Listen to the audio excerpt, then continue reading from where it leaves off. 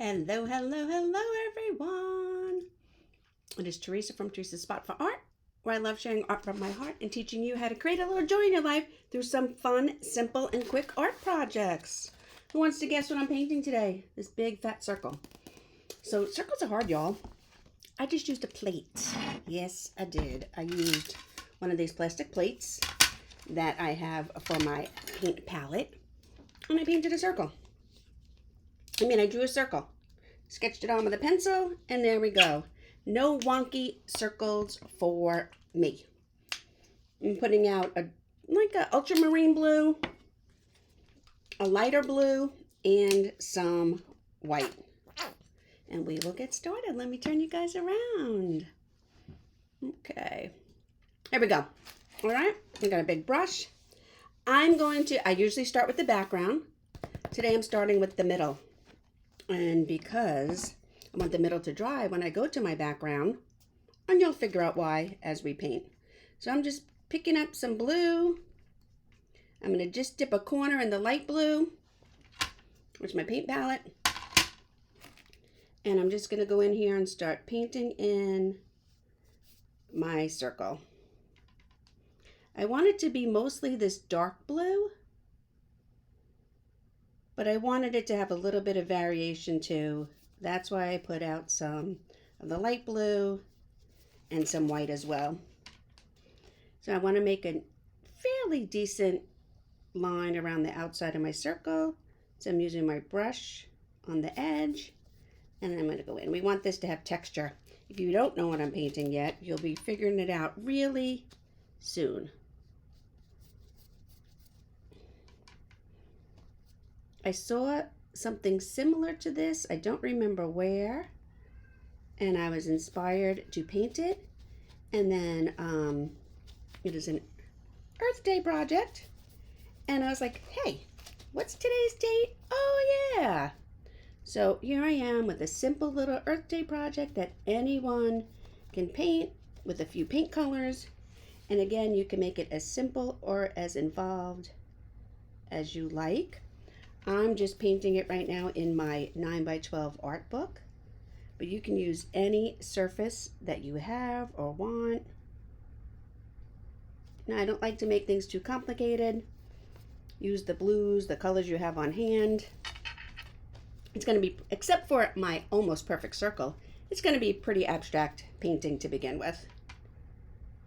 So now I picked up some of the light blue again on my brush, and I'm just messily painting it in here on the background. So my background is mostly this dark blue, but I want to bring in a little bit of this light blue into here just to give our earth shape a little bit of texture and variation. And again, we're going to be putting stuff on here, so it does not have to be perfect. Okay, and I'm just going to wipe off my brush. There we go. And I'm going to go back into my light blue, and now I'm going to do my background. I'm going to pick up the light blue and the white, and I'm just going to start painting in the background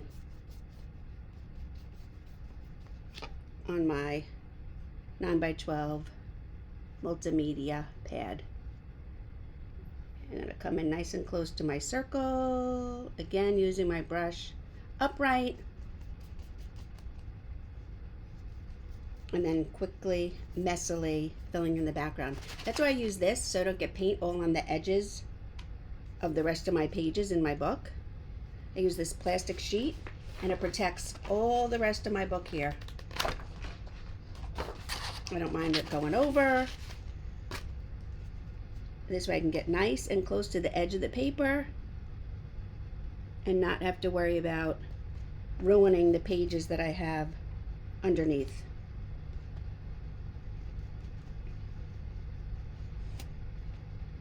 Oh, it's on okay.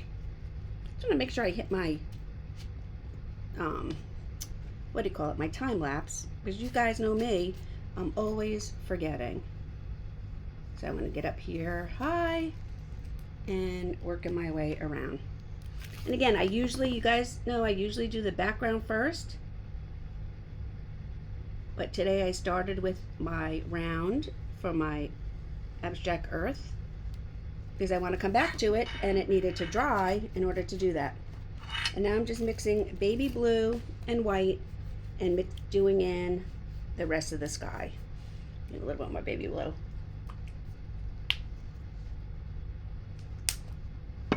And it's pretty simple to start with. We're going to be adding quite a bit of fun details to this.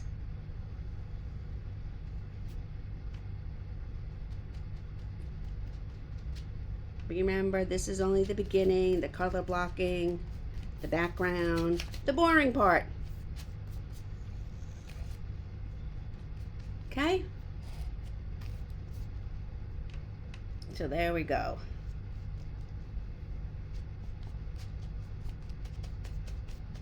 Okay. I'm going to get out a little bit more white. And while I continue to wait for my earth to dry, I'm going to switch brushes to this smaller brush. I'm going to pick up some nice fresh white. And I'm going to start putting in some clouds up in here in the sky. And I'm just kind of scrubbing my brush. Pick up a little bit more white. I'm using my brush, oh, you can't see, sorry. I'm using my brush like in a scrubbing circular motion, picking up fresh white. And this way I have different layers of white and the light blue in my cloud. If I want to have really bright white, I can let that dry and then come back and add some fresh white to it later. And I'm only like making like loops, scrubbing loops. And you can put as many clouds up in here as you want, and they can be wispy, they can be puffy. What are those puffy ones? The cumulus clouds. Do as many as you want. Maybe we'll put one coming in here off the page, just to the side. And like I said, then you can come back and add some nice fresh white to the tops where the sun is hitting, and then leave the rest of it a little bit shady on the bottom. Okay, I'm gonna wash my brush. I'm gonna get some of this dark blue because I want to fix this edge right here where I went over it with the background. There we go. Okay. I need a piece of chalk. I meant to grab it before, but here we go. Okay. So, like I said, this is just going to be a very abstract earth here. So we want to draw some of our continents. So I'm coming out here. Then I'm going back in. And I'm coming down with what could be only assumed as Central America. And then down. Does not have to be perfect. Does not have to be drawn to scale or anything. We're just kind of giving an abstract effect of land, and not even the whole thing because this is on a flat, and where the land would be. I think we would probably have something up there a little bit. I don't know exactly where that one goes, but I'm going to leave it. Okay? And then I'm going to get out some greens. Again, it's abstract. It doesn't have to be perfect. We're not cartographers. We're just painters and creatives. And it's art. It can't be wrong, right? I always say it. It's art. It can't be wrong. So I'm putting out a little bit of bright green and then a little bit of holly green. And I think I'm going to go back to my smaller brush again. Give it a rinse and a wash and a dry. And I'm going to load it completely with my light green. Put a little bit of pressure on my brush, flail out those fibers a little bit, and then a corner in my dark green. And I'm just going to get started filling in my shapes. Come around on the edge here, light green, dark green, and just continue filling in the shapes. Light areas, dark areas. You don't want anything too straight. You want it very abstract, jagged edges, and light, dark, and then come back in here. This is such a fun project because it could be as loose as you want it to be. And we're just going to fill in this area for now. Okay, very abstract. But you basically, you know what it is. Who wouldn't look at this and know what it is, right? Two different greens, some light parts, some dark parts. Again, I'm going to pick up my light green. I come in here to my dark green, and we're going to start filling in. I want to get a nice smooth edge here around my circle. Come as close to the blue as possible, and then go back. If you did yours in chalk or you did yours in pencil, if you have in chalk and you don't cover all the chalk lines, that's okay. As soon as your project is dry, you can get a damp paintbrush or a damp paper towel and go right in and wipe off all the chalk marks. And every time I go back to my paper, I'm picking up the light and the dark, or back to my palette, sorry. I'm picking up the light and the dark greens. And I'm just going to come back in here and blend all this in.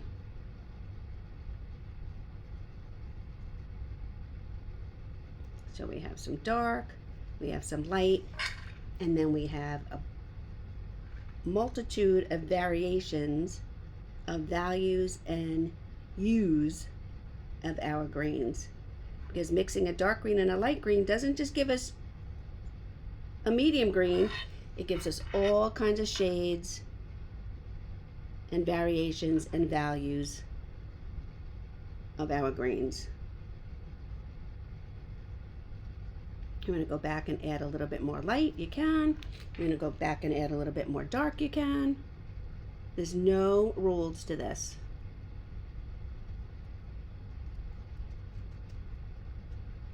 Okay. So now we have, gotta do a little bit of up here. And this would, ordinarily, would this be white? Yes, it would. But for the sake of art, we're leaving it green to go with the rest. Okay? So there we go. I'm gonna wash my brush. And put out a little bit of black.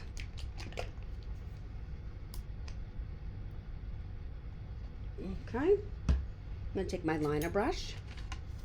I'm going to gently roll my liner brush between my finger and my thumb. Get some black on here, and I'm going to start doing some outlining. If you don't like to work with a liner brush, you can use a Posca paint pen for this. Oops. Wait for your art to dry. I keep put my hand on my clouds. Wait for your art to completely dry, and then you can use a Posca paint pen or even a Sharpie. Again, it's art. It can't be wrong.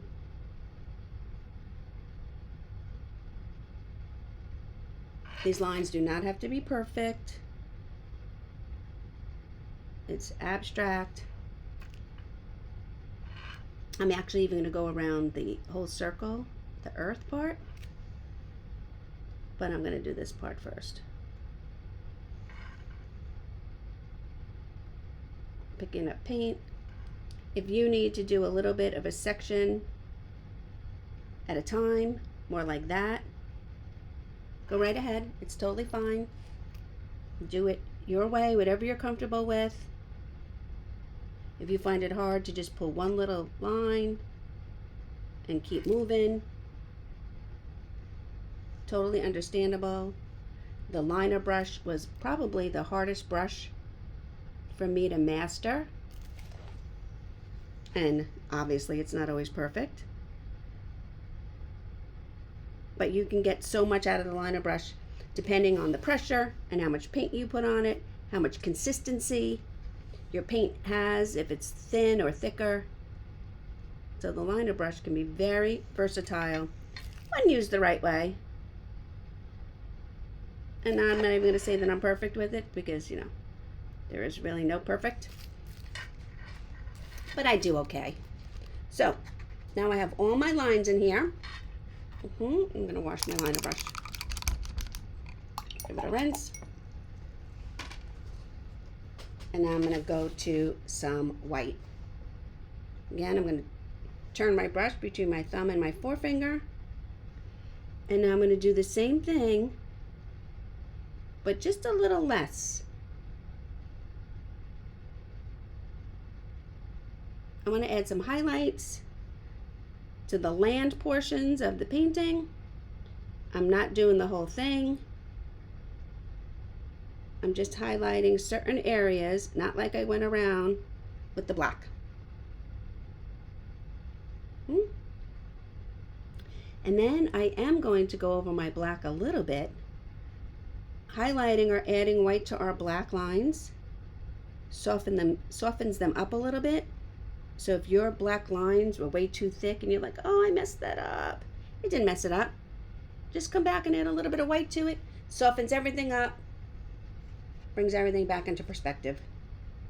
I'm going to add some little swishes in the blue areas. And there we have our earth. Okay. Then I'm going to go back to my smaller brush. I'm going to put out some actually fuchsia and a little bit of my yellow ochre. We're going to put a few flowers in here. Not too many, but again, you know, you do you. You can do as few as you want. I'm going to load my brush with some white. Then I'll put my corner of my fuchsia. Push down.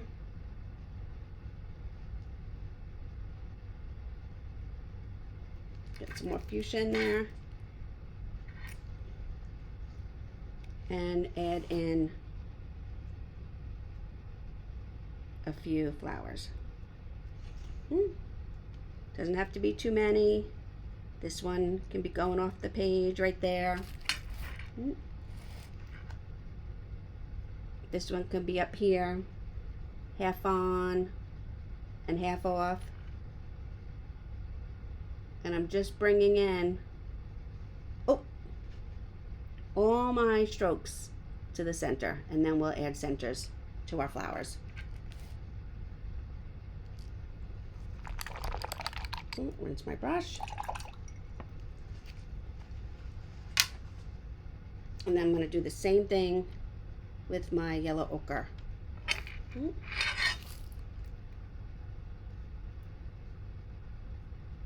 Get that one going off the page.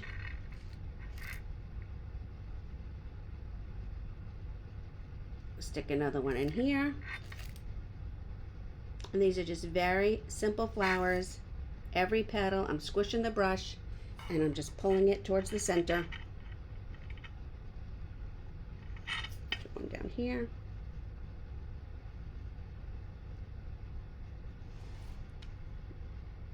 Stroke, stroke, pull, pull. Pick up some white.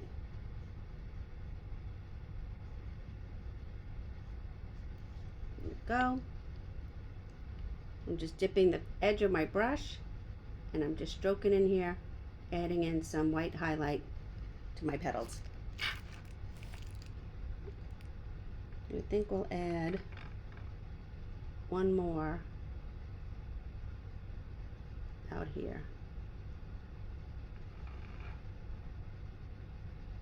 Okay. Wash my brush and go back to my liner.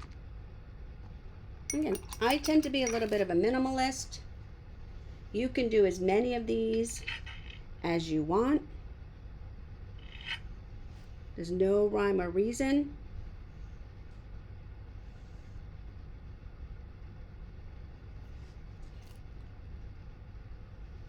Now I'm just adding in some stems to add in a few, oops, sorry, got caught again.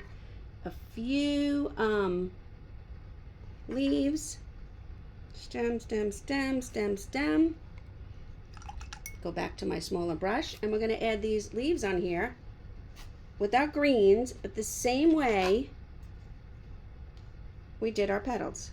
So I'm getting the light green, dip it in the dark green, and we're going to come up here and we're just going to push, push, push, push. Get some light green, dip in the dark green, push, push, push. And every time I go back and pick up more paint, I am fixing my brush so my fibers are nice and together. A little bit of pressure on my plate, dark green, and then I'm going to come right back up here, push, push, and push into the stem. Again, fix my brush, dip in some dark green.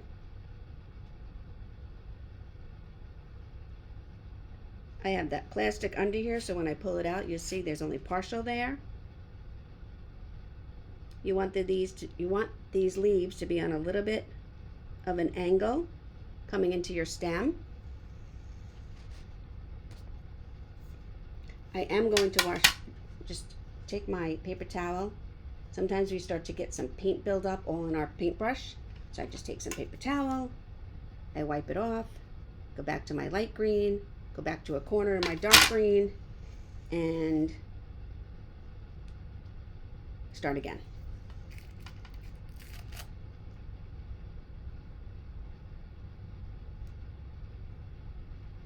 You can stagger these, or they can all meet at the stem in the same place. Okay.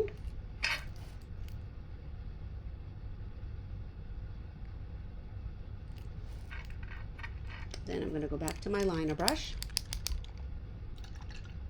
Give it a nice rinse. And I'm going to do the same thing with the flowers that I did with the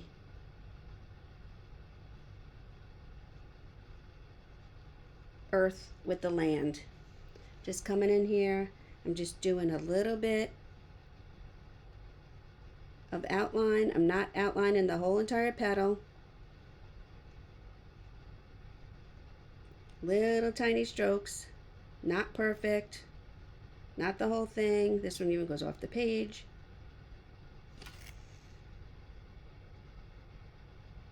And you can do as much or as little. It really helps your flowers pop. And then we can even do it around the leaves. But again, on the leaves, I'm doing one side and the other. Nothing perfect about it. Just giving our leaves a little bit of shape and character. Doesn't have to be perfect. These are not perfect outlines by any means. It's just adding a little bit of shading and more of a leaf shape to our brush blobs, basically.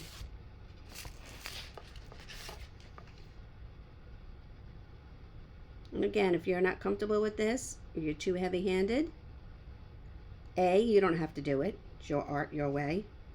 And B, you can wait and use a Posca pen. The only thing with a Posca pen, they're a little pricey. They're $4 to $5 each, and you will ruin it if you use it on wet paint. So your paint has to be completely dry. Now this flower up here, I decided to do the entire petal. Just 'cause different look, and it's totally fine.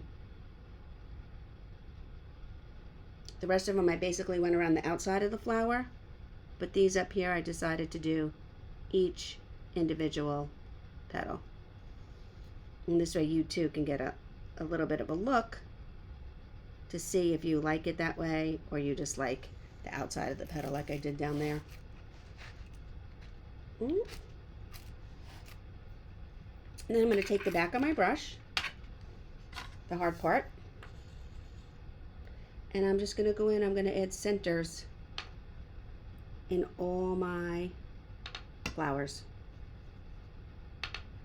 So this one's going off the page, so the center's going to be over there. Same with here. And because I made my flowers a little pink, I can make all my centers this straight up fuchsia color. There we go. Oh, getting a message. That's weird. That hasn't happened in a long time. Okay. I'm going to clean that off. Clean out my liner brush. Rinse it out. And then I'm going to go to my white. And I'm going to put a little tiny white highlight in all my leaves. They're going on a diagonal, curving towards the stem, and every one of them, little highlight. Just really helps it pop. And this is just a little fun Earth Day painting. Beginners, kids, you can use this in your art journal.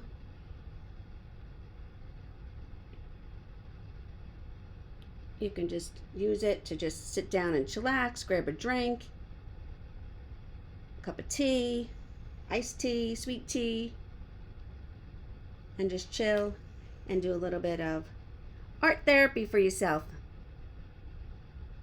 And I'm just putting in some white highlights now in all my petals, just the way I did with the leaves. One side, my liner brush.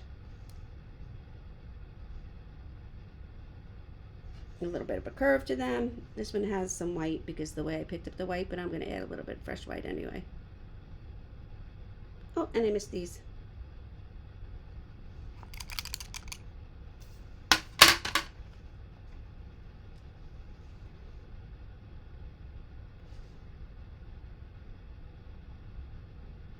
There we go. And that is it. Like I said, you can add as much or as little as you want. I like this just the way it is. I like the three sides on over here. I'm going to just come over here in my fresh white and add a little bit of fresh bright white to the top of my cloud up in here. I'm doing a little bit of pouncing motion there and on this one too. Blend that in a little bit.